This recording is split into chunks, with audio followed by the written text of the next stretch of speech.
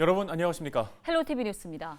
사회적 거리두기로 다들 힘들어하고 있는 이때 무인도에서 외국인들이 심야 파티를 즐긴 사실이 알려지면서 많은 이들을 허탈하게 하고 있습니다. 네, 이들 외국인 수십 명은 추석 연휴 인천의 한 무인도에 들어가 마스크도 쓰지 않은 채 뒤엉켜 음주 가무를 즐겼는데요.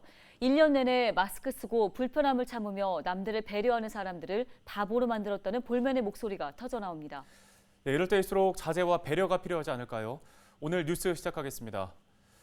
신규 확진자가 여전히 2,000명대에 달하고 있지만 방역 당국은 단계적 일상 회복을 위한 준비에 들어갔습니다. 수도권 거리두기 단계는 다음 주부터 2주 더 연장하기로 했는데요. 이건 역시 체계 개편을 위한 과정이라고 설명했습니다. 이세진 기자의 보도입니다.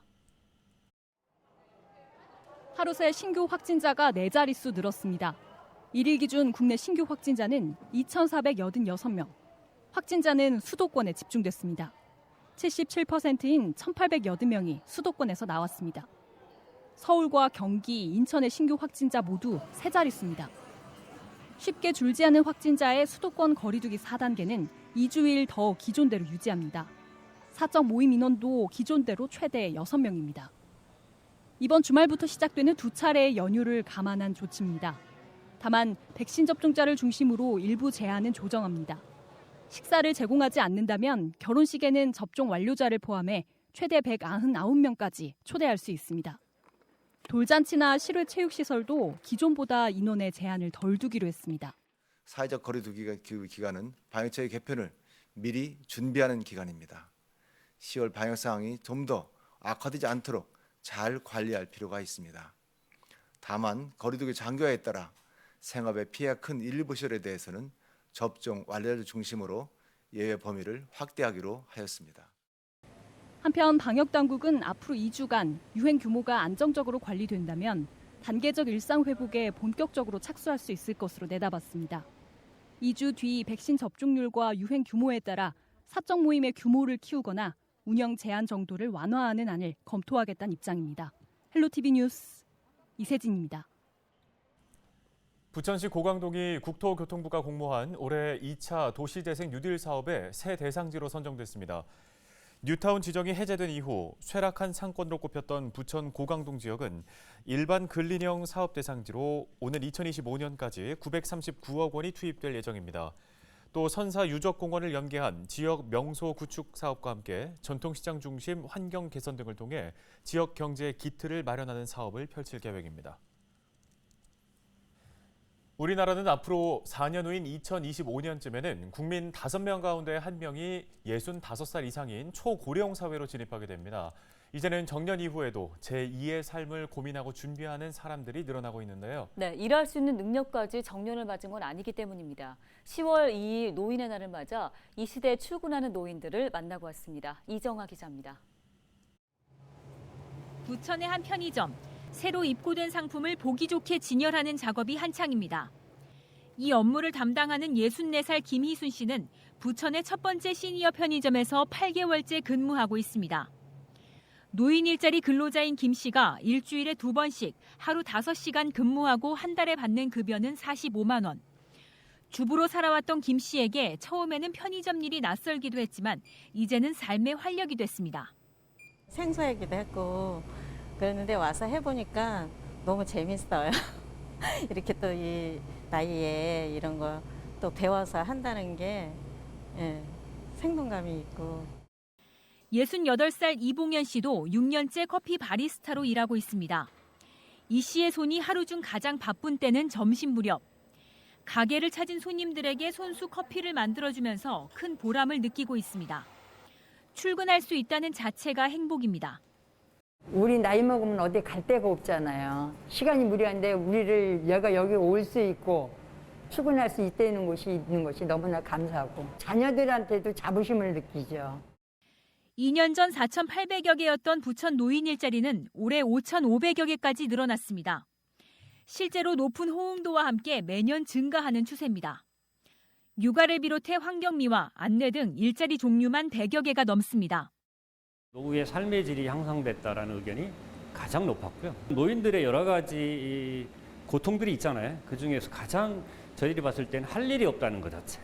이게 굉장히 좀 어떤 노인들의 문제가 되는데 이런 것들을 어쩌면 이 논의 일자를 통해서 해결해 드리고 있기 때문에 인생 2막을 시작한 사람들이 구직을 통해 삶의 소소한 보람을 되찾고 있는 만큼 양질의 일자리 창출은 빠른 고령화에 대비하는 노인복지의 새 활로가 될 것으로 보입니다.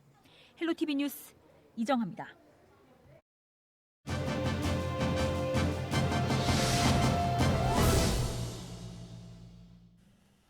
다음 소식입니다. 인천 지역의 아파트 평균 매매가가 10년 사이에 2배 이상 오른 것으로 나타났습니다. 네, 하정민 부동산 리서치 닥터아파트 전문위원 연결해 관련 이야기 나눠보겠습니다. 자, 위원님, 올해 인천 부동산 시장 그야말로 불장으로 표현되고 있을 정도인데요. 흐름 먼저 살펴볼까요? 네, 지금 전국적으로 아파트 상승률이 작년부터 시작해서 올해 굉장히 두드러졌는데 그중에서도 이제 인천 지역의 상승률이 거의 17개 시군구 중에서 가장 상위권이라고 말씀을 드릴 수가 있겠어요. 2배 이상 상승을 했고 지금 금액적으로 봤을 때도 7월부터 해서 17% 이상 상승을 했습니다. 그렇기 때문에 지금 보게 되면은 송도구라든지 이제 송도 이제 연수구 같은 지역에서는 이제 최고가 아파트들도 나와서 43억 원대 아파트 신고가가 이루어지기도 했고요. 지금 이제 인천 지역 같은 경우에는 구도심과 신도심의 차이가 또 구도시와 그리고 또 신시가지의 차이가 굉장히 있는데도 불구하고요. 평균적으로 아파트 가격이 지금 1,800에서 2천만 원대 평당을 돌파를 하고 있는 상황입니다. 네, 10년 전과 비교를 해보면 인천 지역의 아파트 평균 매매가가 2배 넘게 올랐다고 하는데 그 이유를 좀 분석해 주신다면요. 가장 큰 이유는요, 지금 이제 다른 수도권의 지역보다 서울과 인접성은 좋지만 교통적인 인프라가 조금 아쉬웠던 부분이 있는데 그 부분이 이제 GTX 노선으로 해결이 될 것 같고, 제2 경인 고속도로라든지 점점 접근성이 많이 좋아지는 것도 있습니다. 게다가 지금 다른 지역보다는 인천이 그간에 상승률, 아파트라든지 집값 상승률이 다른 지역보다는 더디게 이루어졌기 때문에 현재 같은 경우에는 많이 가치가 저평가가 있고 아직까지 좀 더 오를 수 있는 가능성이 있다고 해서 서울 근교에서 밀려 나온 이주가 필요한 내 집 마련 실수요자들도 굉장히 많았지만 투자 세력도 또 굉장히 많이 있었기 때문에 이러한 기조로 가격이 같이 동반 상승이 됐다라고 좀 보여지고 있고요. 게다가 지금 인천 지역 같은 경우는 호재가 좀 굉장히 많습니다. 교통에 대한 호재뿐만 아니라 바이오 클러스터라든지 산단에 대한 개발 호재들이 좀 잠재력이 좀 있기 때문에 이러한 부분에 힘입어서 또 가격 상승이 좀 견인됐다라고 말씀드릴 수가 있겠습니다. 네, 자, 가을 이사철입니다. 실수요자들을 위한 전략 세워주신다면 어떻게 하실까요? 지금 이제 내 집 마련이든 아니면은 이제 임대든 이제 이사철이라 집 때문에 고민하시는 분들 굉장히 많으실 텐데요. 사실 매물로 나와 있는 그런 집들도 많지가 않고 이제 전세라든지 임대 매물도 많이 나와 있지 않은 상황이기 때문에 지금 이런 부분에 애로사항이 굉장히 많으실 거고 현재 지금 아시다시피 대출 규제가 있습니다. 전세자금 같은 경우에도 대출 규제가 변경이 되었기 때문에 이러한 조건을 좀 꼼꼼히 살펴보셔야 될 것 같고요. 특히나 지금 현재 이제 갭 투자라든지 부동산 시장이 가격이 상승될 때는 항상 이런 위험한 이제 투자들이 많이 있기 때문에 이 갭 투자를 하는 데 있어서 예를 들면 전세 보증금이라든지 보증금을 반환받지 못하는 경우도 종종 생기기 때문에 꼭 이제 계약 이전에 등기부 확인을 해서 이제 부채 비율이라든지 이런 거 좀 꼼꼼히 따져 보셔야 될 것 같습니다. 네, 오늘 도움 말씀 잘 들었습니다. 지금까지 하정민 부동산 리서치 닥터아파트 전문위원이었습니다. 다음 소식입니다. 김포 지역 7번째 공공도서관이 마산동에 문을 열었습니다. 김포시 마산동 마리미 공원에 위치한 마산도서관은 지하 1층, 지상 3층 규모의 공공도서관입니다. 어린이 유아자료실과 디지털 간행물을 포함한 종합자료실은 물론이고 동아리실이나 문화교육 공간도 갖추고 있습니다. 마산도서관은 평일 오전 9시부터 밤 10시까지, 주말에는 오후 5시까지 문을 엽니다.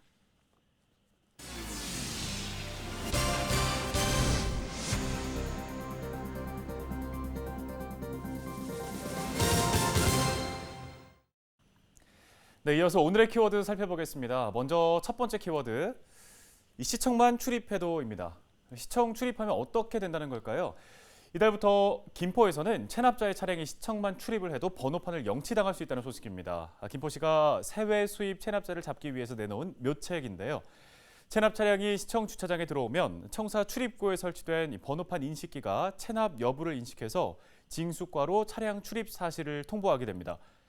김포시는 청사 내에서 바로 번호판을 영치하거나 체납액을 납부하도록 유도한다는 방침인데요. 물론 모든 체납 차량이 해당되는 건 아닙니다. 차량 관련 세외 수입 체납액이 30만 원 이상이면서 2달 넘게 체납한 경우가 그 영치 대상입니다. 시청 갔다가 번호판 떼이지 않으려면 미리미리 확인하고 납부해야겠습니다. 네, 이번 키워드는 인천형 긴급 복지입니다. 자, 제목은 인천형 긴급 복지 한시적 완화 12월 말까지 연장인데요. 인천형 긴급복지는 갑작스러운 위기 상황으로 생계 유지가 곤란해질 경우 지자체가 나서서 위기 상황을 벗어날 수 있도록 지원해주는 인천만의 제도입니다. 당초 지원 기준이 기준 중위소득 85% 이하 가정이었는데 코로나19로 어려움을 겪는 시민들이 많아지면서 이 지원 기준을 기준 중위소득 100% 이하 가정으로 낮췄습니다. 올해 약 3,500여 명이 인천형 긴급복지를 이용해 어려운 상황을 해결할 수 있었다고 하는데요.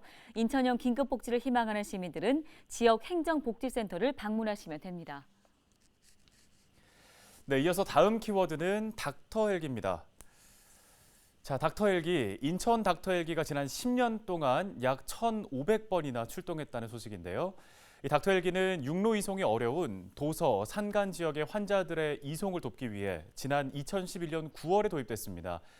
현재까지 긴급 이송을 위해서 1,394건, 또 현장에서의 응급처치를 위해서 106건을 출동했다고 합니다.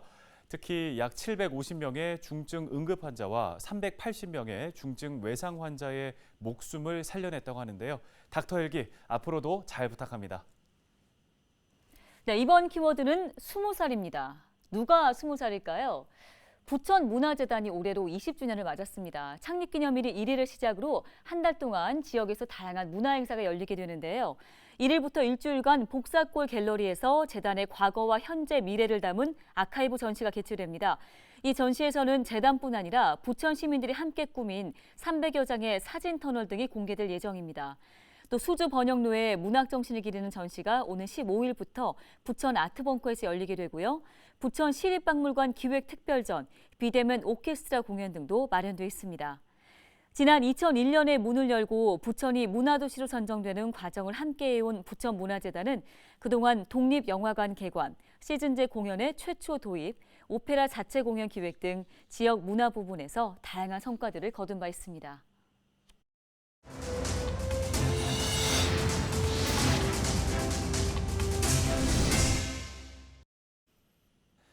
안성시가 10월 1일부터 10일까지 안성맞춤 남사당 바우더기 축제를 비대면 온라인으로 개최합니다.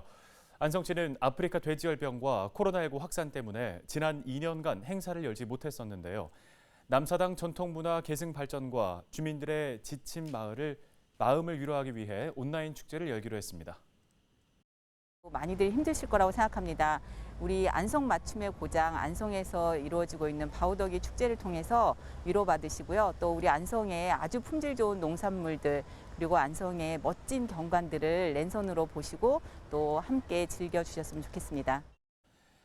안성시는 축제 기간 안성시 유튜브 채널과 홈페이지에서 국악과 재즈 밴드 등 수준 높은 공연을 선사하고 포털 사이트에서 하루에 3번씩 지역 특산물 쇼핑 라이브도 진행하기로 했습니다. 다음 소식입니다. 인천시 스마트시티 통합플랫폼 운영센터가 운영을 시작했습니다. 지역에서 사건, 사고가 발생하면 발생 지점 인근의 CCTV 영상은 곧바로 경찰과 소방의 종합상황실 그리고 법무부의 위치 추적 관제센터로 공유되는데요. 긴급 상황 발생 시 신속한 대응이 가능해졌습니다. 특히 전통시장의 화재 감지 센서가 이상 징후를 감지하면 곧바로 해당 지역 CCTV 영상이 119 종합상황실에 표출되는 전통시장 화재경보 연계 서비스도 추진됩니다. 헬로티비 뉴스, 저희가 오늘 준비한 소식은 여기까지입니다. 네, 시청해주신 여러분 고맙습니다.